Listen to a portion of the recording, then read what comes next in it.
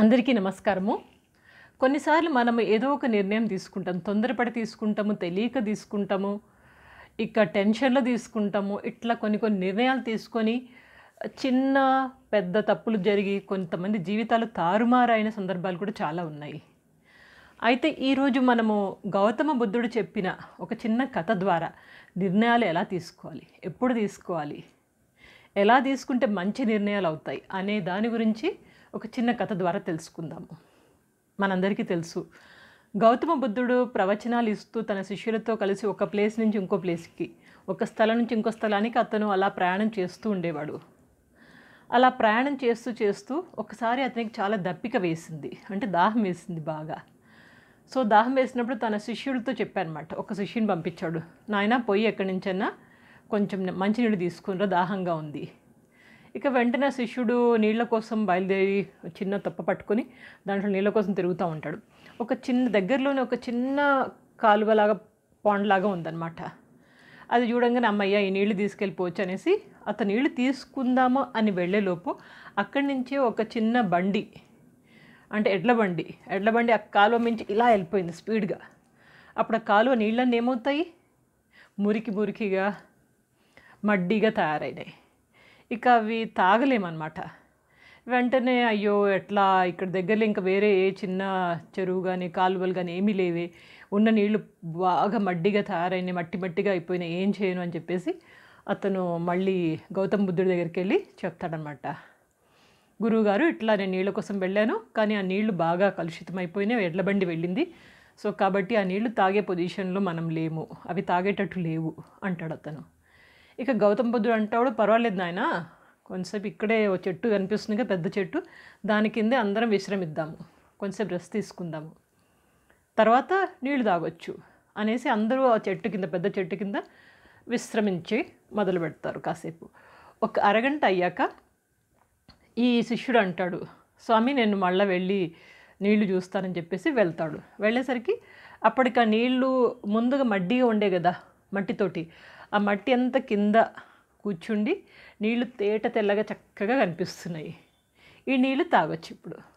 So వెంటనే ఆ నీళ్లు తీసుకుని గురువుగారి దగ్గరికి వెళ్ళి, గురువుగారు ఈ నీళ్లు చాలా బాగున్నాయి, ఇప్పుడు తాగొచ్చు మనము అని చెప్పి అందరూ తమ దప్పికను తీర్చుకుంటారు. అప్పుడు గౌతమ బుద్ధుడు తమ శిష్యులతో చెప్పిన సంభాషణ చాలా కేర్ఫుల్గా శ్రద్ధగా వినండి. ఈ చిన్న ఇన్సిడెంట్స్ ద్వారా మనం నేర్చుకోవాల్సింది ఏంటి అంటే కనుక, కొన్నిసార్లు లైఫ్ కానీ బ్రెయిన్ కానీ చాలా డిస్టర్బ్డ్గా ఉంటుంది, చాలా కలుషితమై టెన్షన్స్ తోటి ఇలా ఉంటుంది. అలాంటప్పుడు ఏం చేయాలి? ఆల్వేస్ రిమెంబర్, ఎప్పుడైనా మైండ్ డిస్టర్బ్గా ఉంటే కనుక లెట్ ఇట్ కామ్ డౌన్. అది కామ్గా ప్రశాంతంగా అయ్యేదాకా దాన్ని వదిలేయండి, దాన్ని అట్లా రిలాక్స్గా ఉండనియండి మైండ్ని. ఆ మైండ్ ఎప్పుడైతే డిస్టర్బ్గా ఉంటుందో you are not suppose to take any decisions. ఎటువంటి నిర్ణయాలు మైండ్ డిస్టర్బ్గా ఉన్నప్పుడు తీసుకోకండి. ఎందుకంటారా, మన మైండ్ డిస్టర్బ్గా ఉన్నప్పుడు ఆల్వేస్ మనం తీసుకునే నిర్ణయాలు తప్పుడు నిర్ణయాలు అయి ఉంటాయి, కరెక్ట్ నిర్ణయాలు తీసుకోలేము. సో కాబట్టి మైండ్ ఎప్పుడు డిస్టర్బ్గా ఉన్నా కానీ దాన్ని అలా వదిలేసి let it calm down, let it relax. ఎప్పుడైతే మీరు కూల్గా కామ్గా ఓకే ఐఎమ్ ఫీలింగ్ కంఫర్టబుల్, నాకే టెన్షన్స్ లేవు, మైండ్ డిస్టర్బ్గా లేదు అనుకుంటారు, అప్పుడు నిర్ణయాలు తీసుకోండి. ప్రశాంతంగా తీసుకునే నిర్ణయాలు ఎప్పుడైనా కానీ అక్కడ తప్పులు ఉండవు, తప్పులు దొరికే అవకాశం చాలా తక్కువ ఉంటుంది.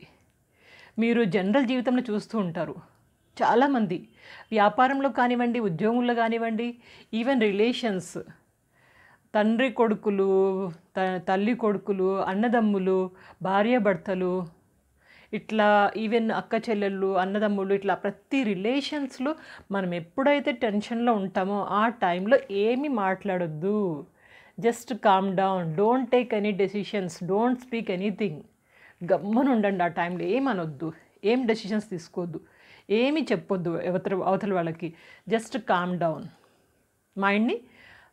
ఇంతకుముందు మనం చెప్పుకున్నాం చూడండి స్టోరీలో, నీళ్ళని ఎట్లయితే వదిలేస్తే తేట తెల్లగా అయినాయో అలా మన మైండ్ని కూడా అలా వదిలేసి చక్కగా ఉంచండి. ఎప్పుడైతే రెడీగా ఉంటుందో అప్పుడు ఆలోచించండి, అప్పుడు నిర్ణయాలు తీసుకోండి, అప్పుడు మాట్లాడండి. దాని డిఫరెన్స్ తేడాగానే ఉంటుంది. మీరు ఇంకొకటి చూసే ఉంటారు, మనం కోర్టులో చూస్తుంటాం, కోర్ట్ సీన్స్ డైరెక్ట్గా చూడకపోయినా సినిమాలలో చూస్తూ ఉంటాం కదా.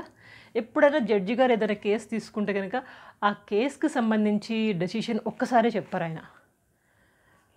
Court is adjourn to so and so date అంటారు, ఆఫ్టర్ 2 days అంటారు, ఆఫ్టర్ 10 days అంటారు. అట్లా కోర్ట్ ఈజ్ అడ్జర్న్ అంటే కోర్టుని వాయిదా వేశారు అంటారు. ఎందుకు వాయిదా వేస్తున్నారు?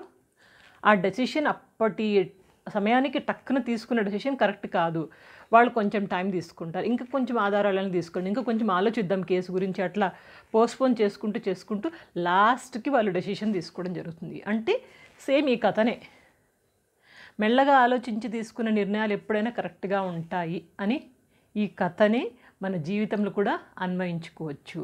కాబట్టి డెసిషన్స్ ఎప్పుడైనా టెన్షన్ లేకుండా తీసుకోండి. ఇంకొకటి ముఖ్యంగా గుర్తుపెట్టుకోండి, మీరు టెన్షన్లో ఉన్నప్పుడు గమ్మున ఏమనకుండా గమ్మున పడుకోండి. ఒక రాత్రి పడుకోండి, లేదా 2-3 గంటలు పడుకోండి. డే టైం అయితే కనుక 1 గంట పడుకోండి కనీసం. తర్వాత లేచి మళ్ళీ అదే డెసిషన్ గురించి ఆలోచించండి, అదే సంఘటన గురించి ఆలోచించండి. మీ డెసిషన్ తప్పకుండా వేరేగా ఉంటుంది.